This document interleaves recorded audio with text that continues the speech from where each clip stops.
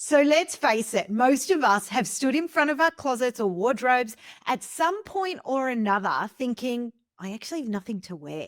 How is this possible? There is so many things in here, but yet I'm going through this circular motion of pulling something out, putting it back on again, and thinking, no, this doesn't work for me.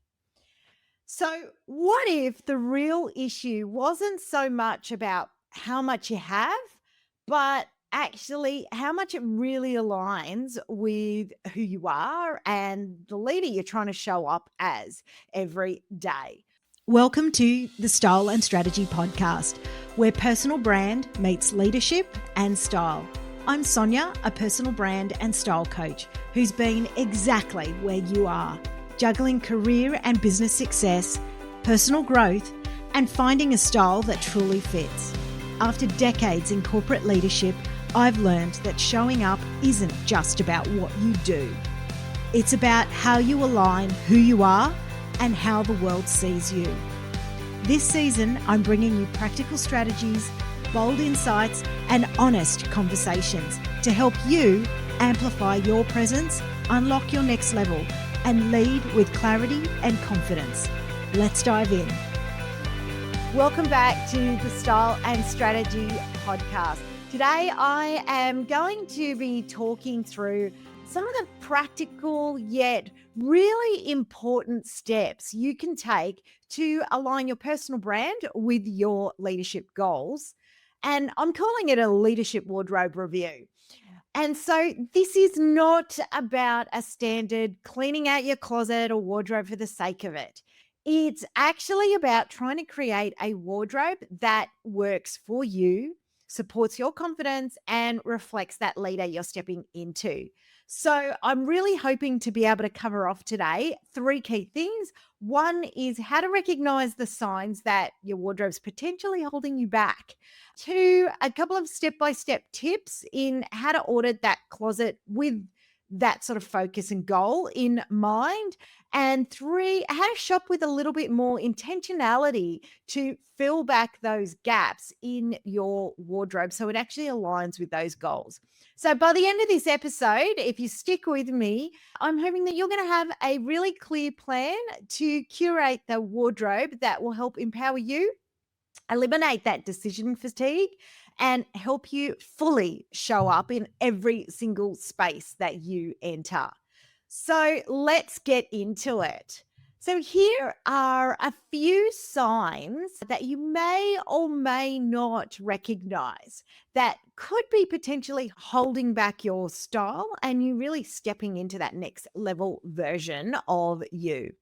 So 1, you actually are starting to feel invisible. I know this sounds a bit odd when we're talking about your wardrobe and clothes, but it's so much more than that. It's potentially those times where you walk into meetings or events and suddenly you feel like, am I blending into the background here? Someone might not be hearing the message that I'm talking about, or someone else might have actually said it. And you seem like, but didn't I just say that a few minutes ago? Even when you've got those really important messages to say, but somehow you feel overlooked. And sometimes what can be happening here is what we're wearing is unintentionally sending a message that we don't want to be noticed. We want to blend into the background. Or potentially that we're not actually confident in our own skin. So I want you to have a bit of a think about that. Have you ever come across those moments in time? The second one is a little bit of what I would describe as decision fatigue, right? You are spending how many minutes, moments of the day making decisions from the minute that you wake up to the point around breakfast. What am I going to get done today? Thinking about what's going on at work, your emails, who do I need to talk to? You get into work, then you got 50 million people actually coming at you for micro decisions and macro decisions. So you're spending all your time thinking about all of that and then going to your wardrobe and trying to figure out what to wear on top of that, that's actually going to make you feel confident, empowered. It's all just too hard. And hence you continue to reach for that same thing again. And so that is a clear sign that potentially your wardrobe might be lacking a little bit of what I would call cohesion. And so a wardrobe that's aligned with your leadership goals and how to actually make it easier is really important for you to be able to take that next step. Number 3 around this is what I would call about you don't really feel like yourself anymore. And so what does that actually mean? You've got pieces that technically fit you, right? So they work for your body shape, but it doesn't feel like you anymore. They were great. They're still in great condition, but maybe they're leftovers from an earlier phase of life that you had. Maybe they were impulse buys that now don't quite align with where and how you want to show up. You can't quite articulate what that looks like.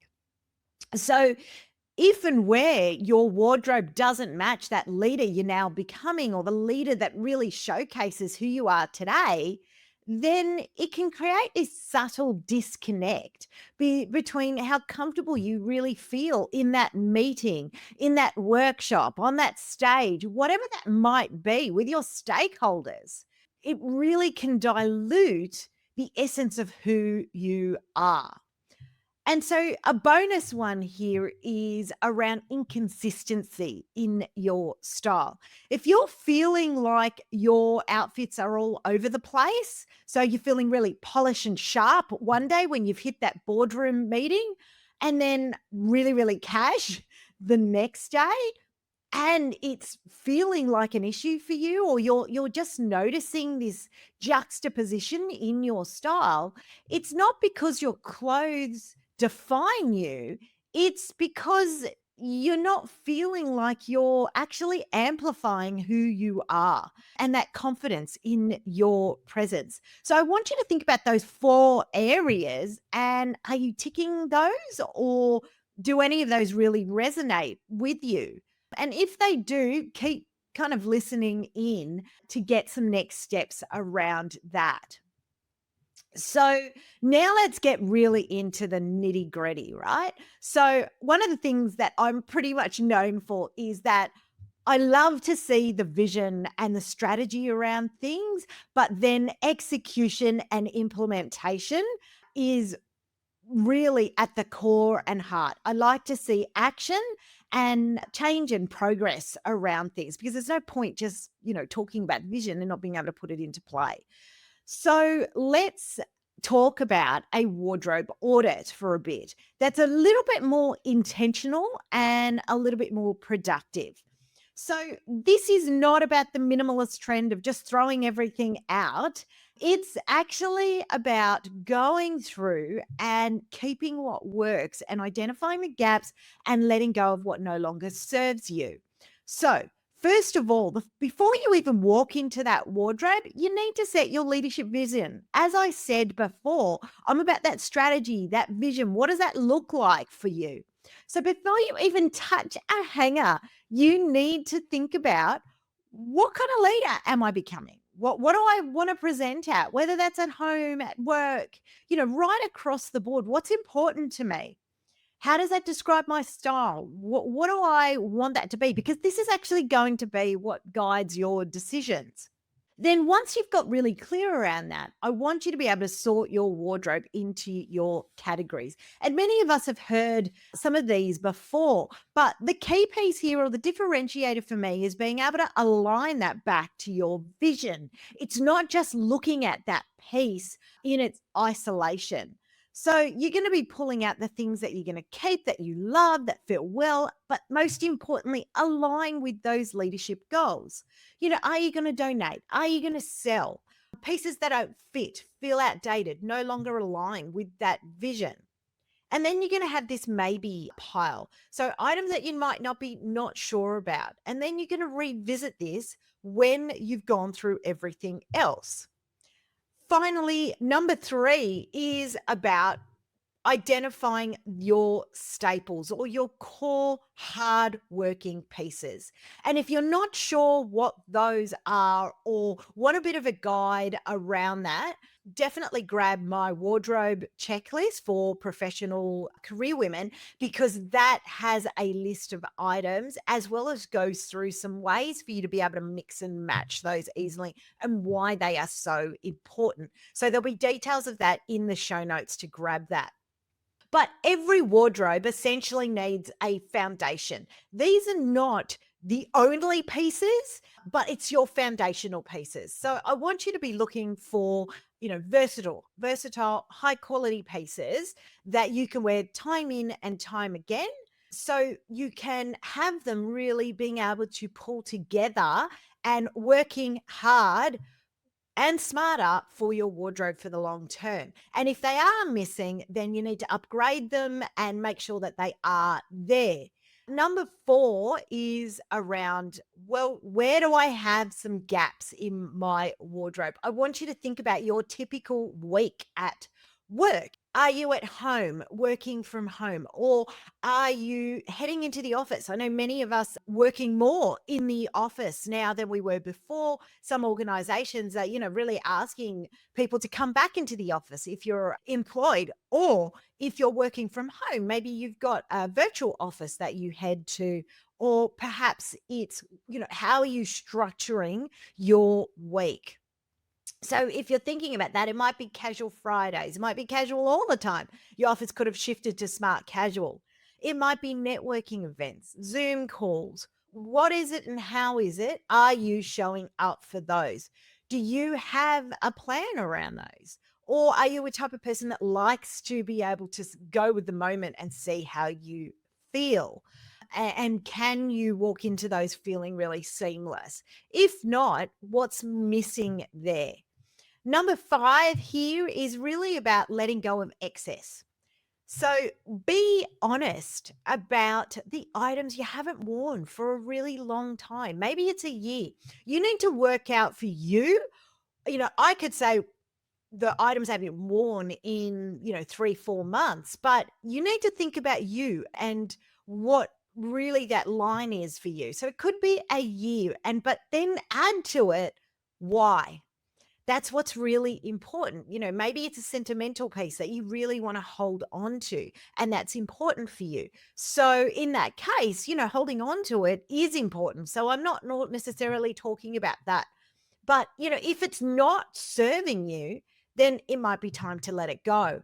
I know for me, I recently went through this exercise again, and it's just something I like to do on a regular basis because it just keeps fresh and top of mind where my style is going, what my brand looks like, what my leadership presence needs to look like, and what's going to work for me from a practical perspective. What have I got going on in my world?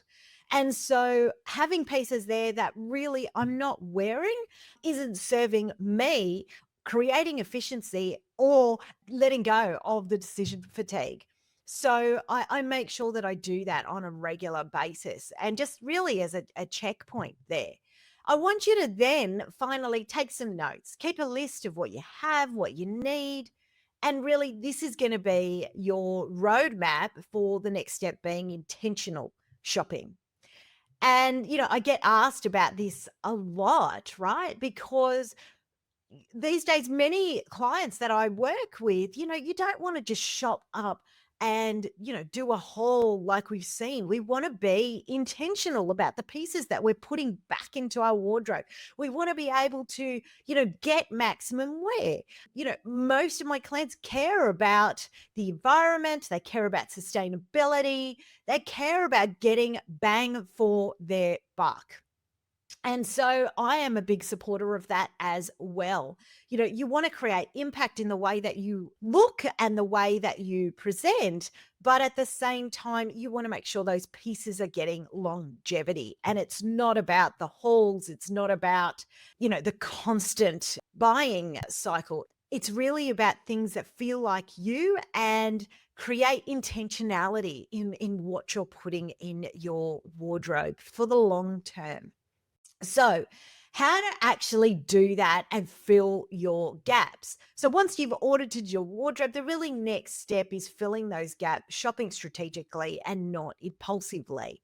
So one, start with your list. Remember that roadmap that we created a bit earlier? I want you to stick to it. Whether it's a blazer, whether it's a pair of shoes, statement shoes, or something that you really need, it becomes really important to go back to that because you need a guideline. Otherwise, you're kind of out there and then you're adding to your decision fatigue and overwhelm. I want you to think about versatility. I want you to think about how can I use pieces that really cross multiple settings. So if you happen to follow me across Instagram, you'll know that I do on a regular basis a series about, one piece, three ways. This is really there to help you see how you can create that versatility across multiple settings. How do you make that dress work for you for work and weekend, to a meeting, a casual outing with, friends perhaps? And then it's really about investing around quality and not quantity. It's about having those few high quality pieces that fit well and last longer rather than a closet full of mediocre sort of, average pieces in there. Yes, they have their place, but you want to have pieces in there that can last you the test of time. And I know that as I have got older, as I have started to refine my wardrobe, quality fabrics has been so important to me. Even the standard t-shirt, really the way a piece feels and the quality of that fabric on my skin is really important to me because it can really shift how I feel in that outfit as well. And then finally, number 5 is staying true to your style. Don't shop for who you think you should be.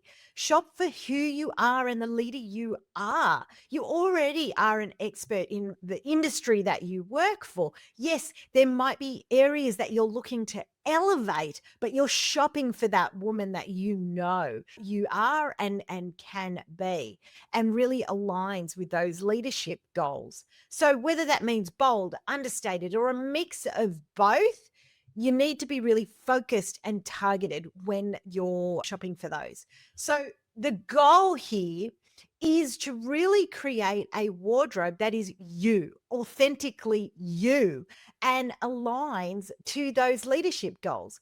It is no way, shape, or form about creating the perfect wardrobe or the perfect style. It's about alignment to who you are because that's what really matters. And it's not about a cookie cutter approach so that everyone looks the same.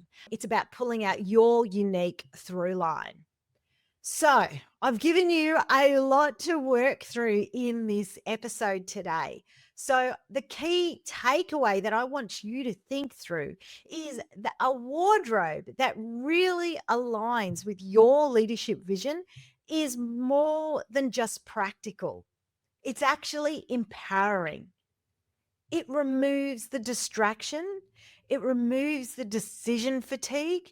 It creates confidence and it helps you show up as the woman you are, as the leader you are in every single room that you enter, from the boardroom to the meeting to the school pickup gate. It is all aligned. So I'd love you to set an hour aside this week, start to have some thinking around this and ask yourself, what is really working? What is not? And what do I need to support the leader you're becoming? Even if you just tackle one section, you'll be able to feel the difference. Trust me. Your wardrobe doesn't have to be perfect to work for you, but it does need to reflect the leader you're becoming and the leader you are. So taking the time to really realign your style with your goals is probably one of the most practical ways to show up with confidence and clarity. I hope you've enjoyed this episode of the Style and Strategy podcast. So if it resonated with you, let me know. Drop me a DM, tag me on Instagram or LinkedIn. I'd love to know how it is all going with you. Take care until next week.